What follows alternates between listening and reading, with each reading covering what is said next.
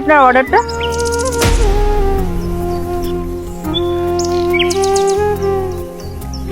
ইলিয়াস, এটা তোর ex wife না?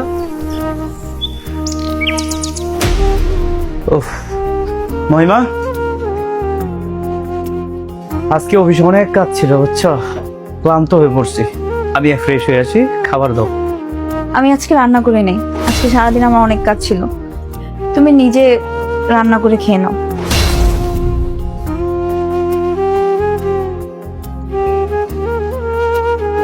আমার কিছু টাকা লাগবে।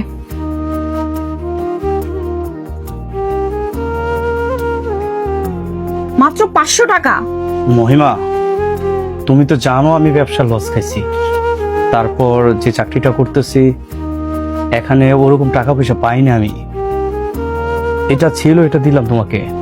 প্রতিদিন এসব নাটকের কথা শুনতে শুনতে আমি বোরিং হয়ে গেছি। আমি কোনো ভিখারি না যে আমাকে 500 টাকা দিছো। আমার বিকালের মধ্যে 5000 টাকা লাগবে, দিলে দিও, আর না দিলে তোমার 500 তুমি রাখো।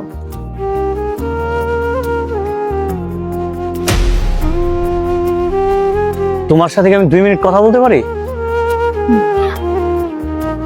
আমি তো ভাবছি আমার এখান থেকে চলে যাওয়ার পর তুমি সুখে আছো। সুখেই তো থাকতে চাইছিলাম, সুখ আর কপালে থাকলো কই। সুখে থাকার জন্য বড়লোক কাউকে বিয়ে করছিলাম, আর ওর কাছে সুখে রাখার মতো সবকিছুই ছিল। কিন্তু একটা মেয়ের সুখে থাকার চেয়ে বেশি ভালোবাসা আর সম্মানের প্রয়োজন, যেটাও আমাকে কখনোই দিতে পারে নাই। তোমাকে ছেড়ে যাওয়ার পর আমি যখন ওকে বিয়ে করছি, তারপরও কিছুদিন যাওয়ার পর আমাকে রেখে আরেকটা বিয়ে করে নেয়, আমার থেকে আরো ভালো দেখে, আর আমাকে ডিভোর্স দিয়ে দেয়। আর আমি জানি আমি ক্ষমার যোগ্য। যদি সম্ভব হয় তাহলে তুমি আমাকে মাফ করে দিও। শোনো মহিমা, তোমার সাথে যা হয়েছে সেগুলো তো আর আমি পাল্টাতে পারবো না, তবে এটা বলতে পারি আমি আগে যেমন তোমার পাশে ছিলাম এখনো তোমার পাশে আছি, সারা জীবন তোমার পাশে থাকবো। তুমি চাইলে আমার জীবনে আবার ব্যাক করতে পারো। আমি তোমার যোগ্য না।